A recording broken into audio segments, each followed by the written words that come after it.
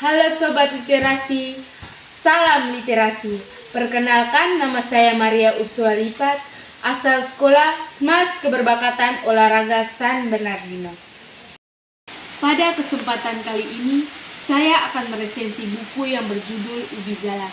Identitas buku ini diterbitkan oleh Kanisius, penulis Insinyur Rahmat Rukmana, kemudian tebal halaman 66 halaman, tahun terbit 1997 dan dicetak ulang pada 2012.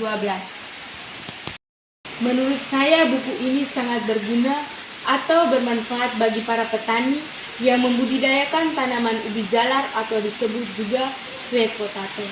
Dalam buku ini juga berisi tentang sejarah ubi jalar dan tata cara pelaksanaan budidaya ubi jalar seperti penyiapan bibit dan pasca panen sampai pada pengolahan pasca panen.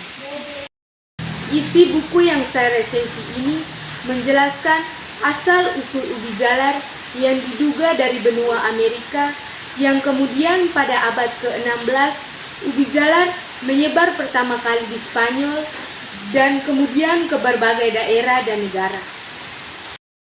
Kemudian pada tahun 1960 ubi jalar masuk ke dalam negara Indonesia, yang dimana kemudian meluas ke berbagai provinsi, yang dimana daerah tersebut adalah Provinsi Jawa Barat, Jawa Tengah, Jawa Timur, Irian Jaya, dan Sumatera Utara.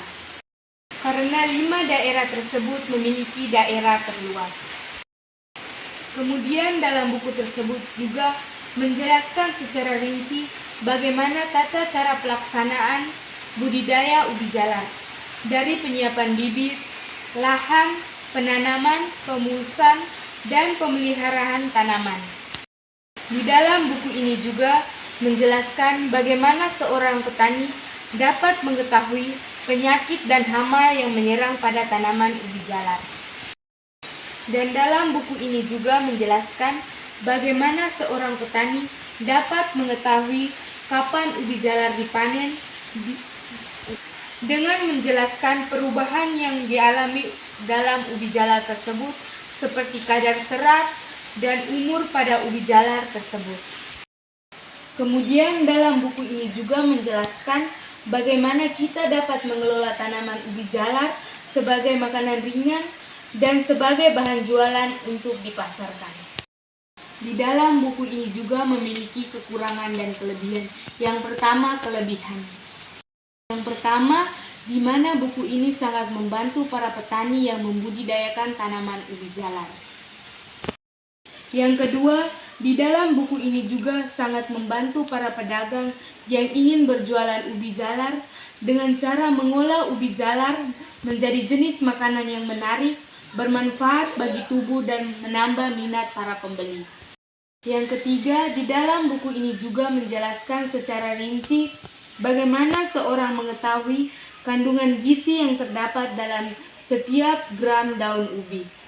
Kemudian kelemahan dari buku ini, yang pertama, tidak dicantumkan secara jelas tahun terbit dari buku ini.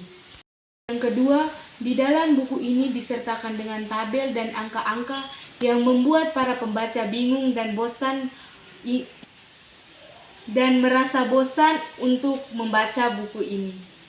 Dari buku yang saya resensi tersebut dapat disimpulkan bahwa buku tersebut tidak selamanya dibaca oleh para petani yang membudidayakan tanaman ubi jalar, tetapi kita semua juga bisa membaca buku tersebut.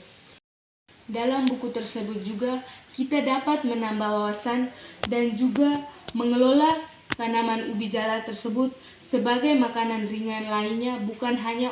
Sekian hasil resensi saya. Terima kasih. Salam literasi.